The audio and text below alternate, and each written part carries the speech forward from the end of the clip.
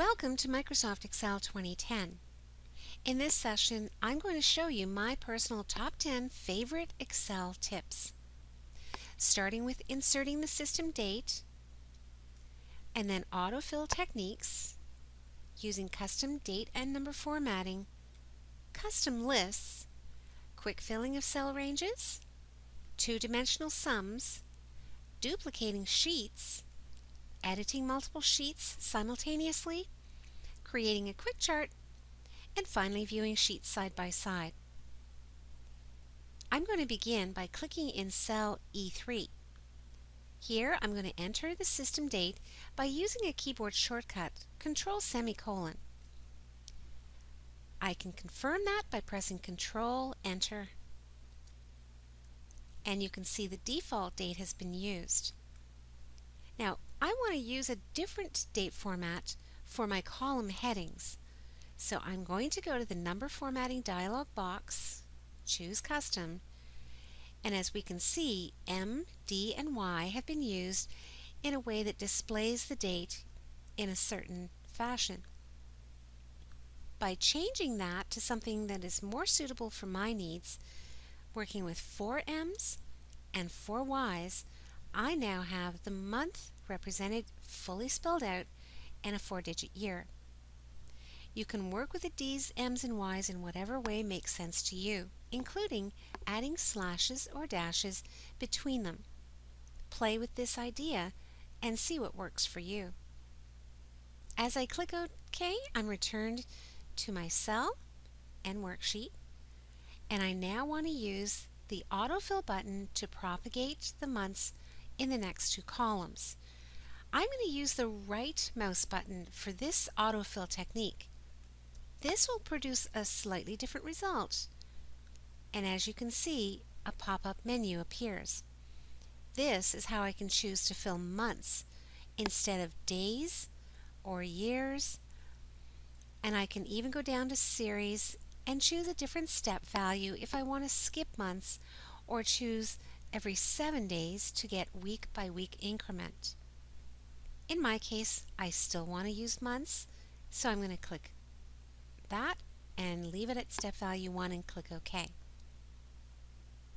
As you can see, I need to widen the column to see all months fully. So now I've got my month column headings ready to go. Next, I'm going to put my row headings. In cell D4, I'm going to enter the province abbreviation BC and press Control-Enter, and that's going to represent the first province in my list of row headings. Now, as I click with the left mouse button on the autofill button at the bottom right corner of the BC cell, I'm dragging down, and with each row, the indicator tells me it's going to change the abbreviation to the next province. As I release, they are now fully displayed.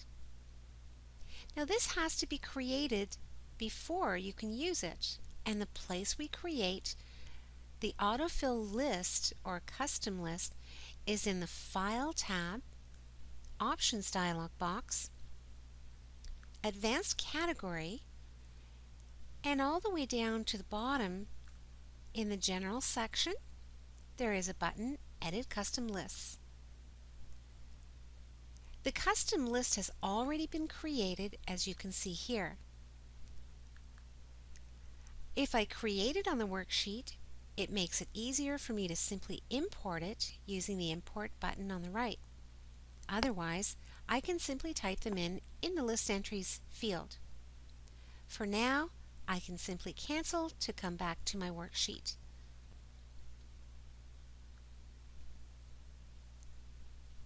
Next, I want to add some numbers.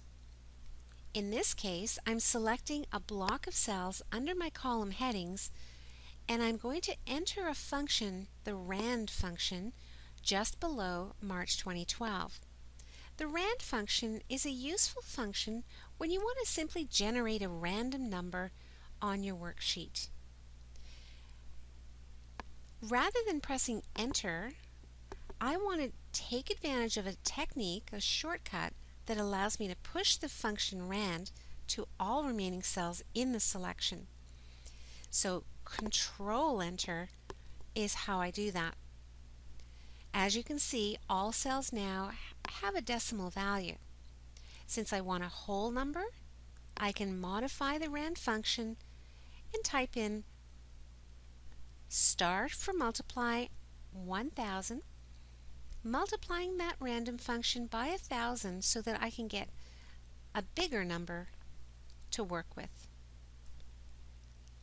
Once I do that, I now want to take the decimals away, hiding those decimals, leaving me just with the whole numbers displayed.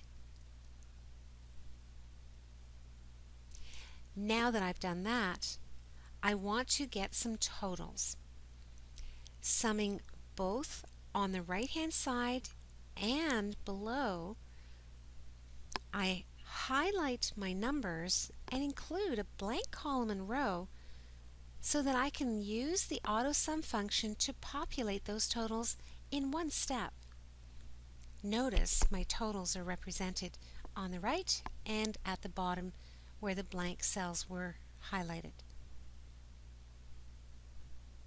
Now that I've done that, I'm going to click down below my province abbreviations and control click to the right of May 2012, and I now want to enter the word total.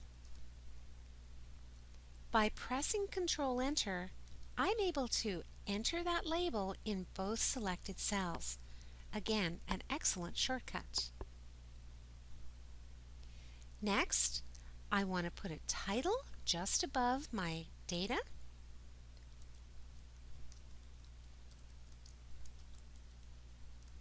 This will be employee hours for 2012. And I'm going to put a label just above my province abbreviations. The worksheet is looking pretty good. Next, what I want to do is duplicate this sheet because I know I'm going to need a similar sheet for 2013.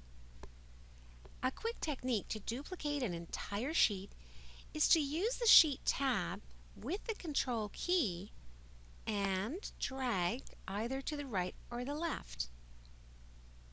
I'm clicking on Sheet 1, pressing Control, dragging to the right, and duplicating that sheet entirely. As you can see, the sheet names should be renamed to clearly identify which sheet is which. So I'm going to enter 2012 on the first sheet and 2013 on the second sheet. Because this is for the next year, I also want to update the values directly on the sheet, including the month and year column headings.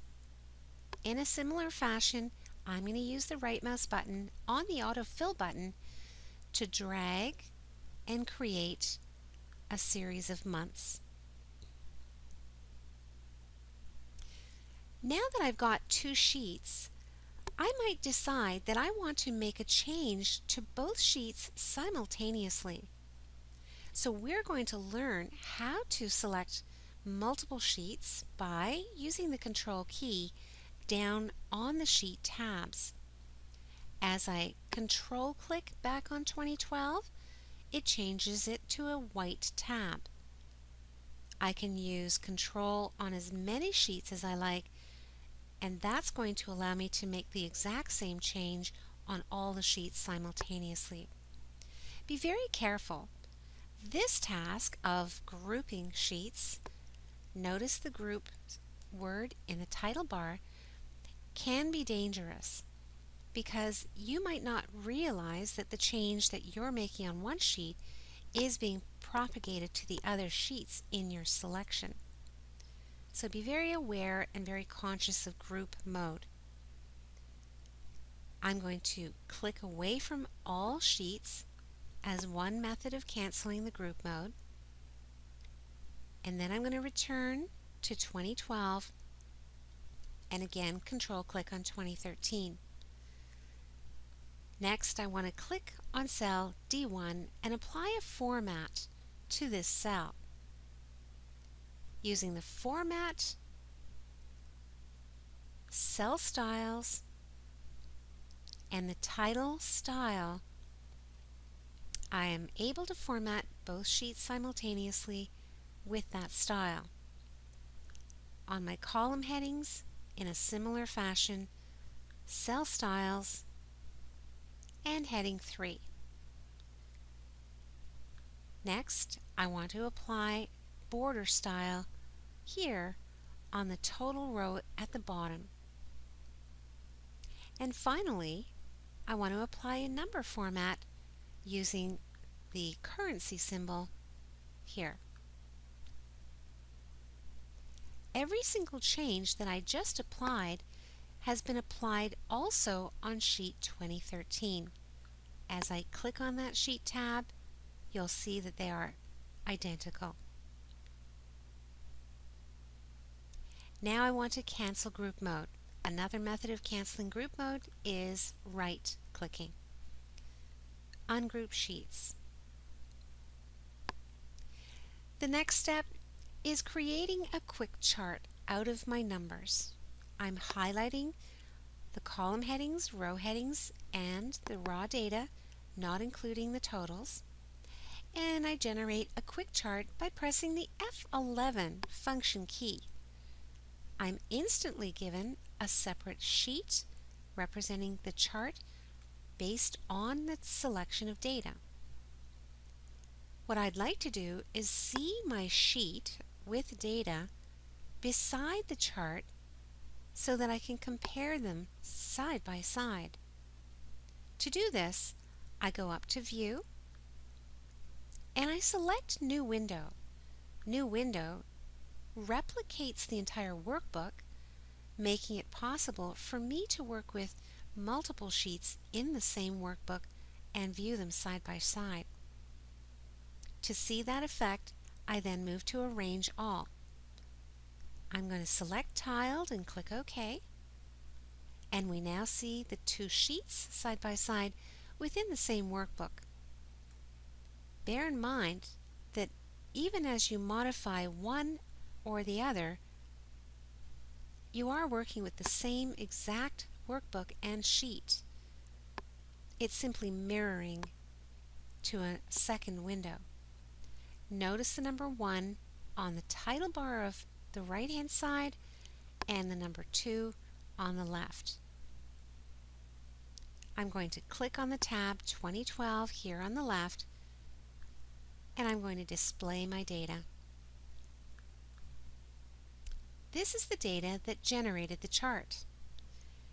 If I refresh the data on this 2012 sheet, the chart will reflect that change.